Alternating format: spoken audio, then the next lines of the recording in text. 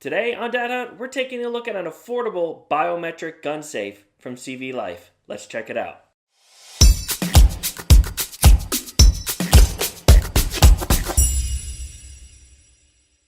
What's up, everybody? Welcome back to Dad Hunt. We are going to be taking a look at a biometric safe from the company CVLIFE. If you're into guns at all, you've probably heard of CVLIFE. They sell some very budget-friendly options for red dots and optics. And they have this biometric gun safe that comes in at a pretty reasonable price as well. I'm going to show you what you get, does it work, how it works, and basically, do I think it's worth the money? Let's check it out. So right off the bat, this thing is super solid. It's very, very heavy. I would say probably around 15 pounds. It's very solid steel. So it's definitely made and constructed very, very well.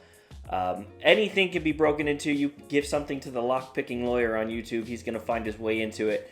But it certainly is going to deter somebody.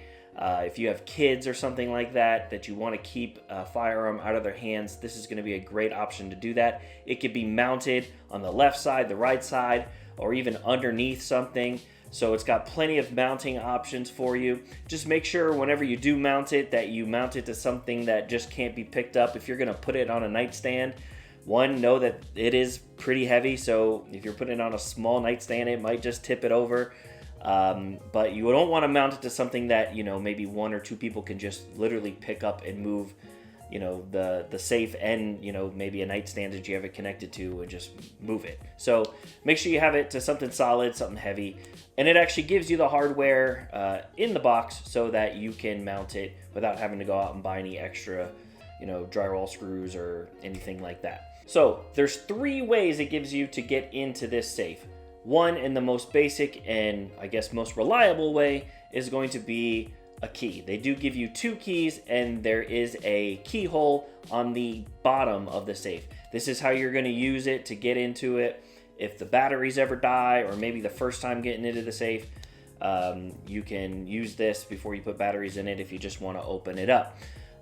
So you always have a way to get into it, even if somebody was to take the batteries out, or the batteries were to fail, or you just couldn't get it to open any other way. You always have 2 keys that you can open this safe with. So the other way is a PIN code. You can make a PIN code between 3 and 6 digits. You obviously have the numbers 1 through 4 here. So you can make any combination of those numbers. It has to be at least 3 digits long and no more than 6. And again, that is a very reliable way to open it as well, as long as you can remember. And they do illuminate blue at night when you hit them. They don't just stay lit up blue, but once you push one, then they're all going to light up blue so that you can see. Very reliable way to do it. The third option is the fingerprint. And now this can take up to 30 fingerprints, which is great. So if you have say your wife, you want to have your wife's fingerprints on there too so that they have access to it, or maybe there's other family members in the household that you want to give access to. Or what I would suggest is to do more than just one finger. Instead of doing just your index, do your ring, do your middle on your right hand, and then do your index, your middle, and your middle finger on your left hand. So this way you've got plenty of options if, God forbid, something was to happen to one of your hands. You have another way to get in.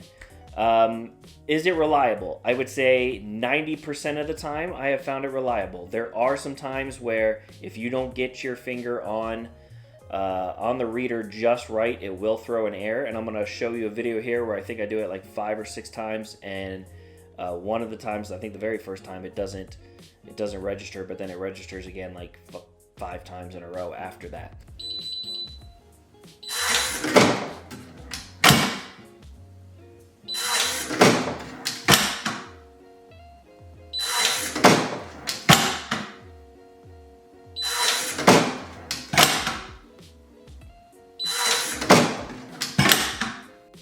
It's hard to say. I guess if I was in an emergency and needed it, I'd probably go for the pin pad, just because I know it's more reliable. But maybe I do my finger first, just to see if that works, because it only takes a quick second.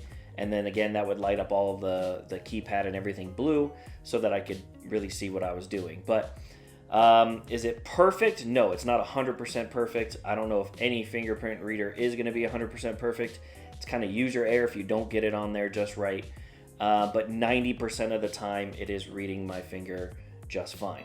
And so to set all these up, it's pretty simple. Right underneath the keypad, so you can open this up with one of the keys they give you, and then right underneath the keypad is a little button that you hold for 2 seconds, and then it makes a beeping noise, and then you can set your passcode, or you can put your finger on the fingerprint reader and register your fingerprint. It's that simple. There's really not a whole lot to it, and you just do it again if you want to change your passcode, or if you want to add more fingerprints. Like I said, you could do up to 30. So all you do is hold that little button down for 2 seconds, it makes a beeping noise, and you're ready to go with whether you want to change the pin or add another fingerprint. So as far as size-wise go, this does have a foam insert, and as is, it can hold a 9.5-inch pistol. So it's going to be able to hold most of all your regular or most common firearms. This here is a Canik Mete, so if you want just for reference, that is what that is. It's an MC9, and they also give you a extra slot to hold an extra magazine. So it has 2 little slots there, one for the barrel to go down in, and then one for an extra magazine if you wanted it to. That foam insert can actually come out as well, and you can modify it. So if you have, like say, an optic or a light, and you want to cut some of this foam out so that it fits that, you certainly can do that. And depending on what firearm you have, it might take a little bit of work, and take a little X-Acto knife or something to it. You can do the modification if you have a firearm that you have a light or an optic on. It's just going to take a little bit of work from you to cut it to fit. So it doesn't plug in. It does take 4 AA batteries in the back. There's just a small battery compartment. Even if the batteries do fail on you, you can still open it up with a key, and there is a tone for the battery. So if the batteries are getting low, it will start to tone for you so that so you're not just going to it when you absolutely need it one day and the batteries are dead. It should give you plenty of warning to let you know you need to change those batteries. So there is an ambient blue light inside the safe as well. So once you open the safe or once you start hitting in a keypad, that light's going to come on as well. So, when it opens up, you're going to be able to see enough to grab your firearm. Even if it's in the pitch black, you're going to have this very light blue ambient light. It's kind of hard here to see in the photos that I'm going to show you, but it is there, and in a pitch dark room, it's going to light up that area enough so that you're going to be able to see what you're doing and make sure you're grabbing your firearm. Just a nice little touch, I would say, to have in the middle of darkness. And then once you close it, it stays on for, I would say, about 10 seconds or so, and then it shuts off. So all in all, what do I think of the CVLIFE biometric safe? I actually really think it's a great idea if you need to secure your firearm, especially if you have kids in your house or someone in your house that you want to make sure they don't have access to your firearm. It's a great option. I believe it's very reliable, especially the keypad and the key. The fingerprint, again, about 90%, and usually the 10% is going to be user error if you don't get it on there just right. So I totally think it's a great purchase if this is something that you need. The mounting options are great. You can pretty much mount this anywhere you want, and you're going to be good to go, and everything's included in the box. I'm going to link it in the description. I'll link it in on their website, and I'll also link it in to Amazon. I don't get paid or anything if you get it. I'm just going to link it to make it easier for you to find. If this video helped you out at all, guys, please like and subscribe so you don't ever miss any of these Dad Hut videos, and I'll see you on the next one.